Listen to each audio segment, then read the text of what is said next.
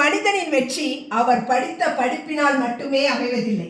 படிப்போடு சேர்த்து ஓரளவு பேச்சு திறமை உள்ளவர்கள் வாழ்க்கையில் பெரும்பாலும் வெற்றி பெறுகிறார்கள். நம் ஊர்களில் பொருள்களை திறமையாக பேசி விற்பனை செய்பவர்களை நாம் அறிவோம்.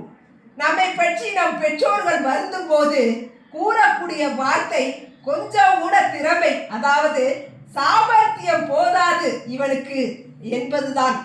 ஒரு சிறுகதை ஒன்று சொல்கிறேன். ஒரு நிறுவனத்தில் செயலர் பதவிக்கு பலர் நேர்முக தேர்வுக்கு வந்திருந்தார்கள். அவர்களிடம் கேட்கப்பட்டது ஒரே கேள்வி: 10 அடி ஆழம் 10 அடி அகலம் கொண்ட குழியில் நீங்கள் விழுந்து விட்டால் எப்படி வெளியே வருவீர்கள் என்பதுதான்.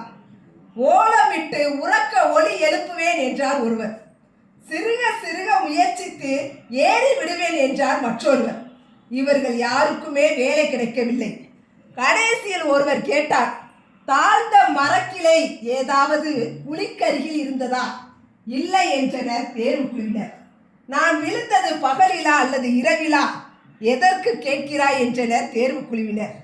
இவ்வாறு கூறும்போது, பகலில் குழியில் விழ நான் ஒன்றும் கண் பார்வையற்றவர் இல்லை, கவன குறைவானவரும் அல்ல, அடுத்தவர் மரத்திலிருந்து திருட்டு பழம் பறித்து தின்னும் மோசமானவரும் அல்ல, அதனால் இலை முறிந்து குழியில் விழ வாய்ப்பில்லை என்றார். அவர் பதில் மனநிறைவு ஏற்படுத்தியது.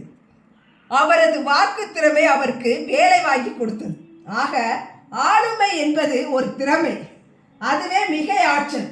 திறமை என்பது மற்றவரை ஏமாற்றுவதோ தன் செயலை சாதித்துக் கொள்வதோ இல்லை.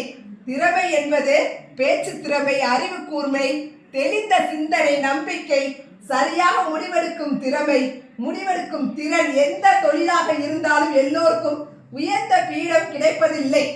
உயரம் தொட்டவர்கள் அனைவரும் அந்த இடம் தானாக வந்து சேர்வதும் இல்லை.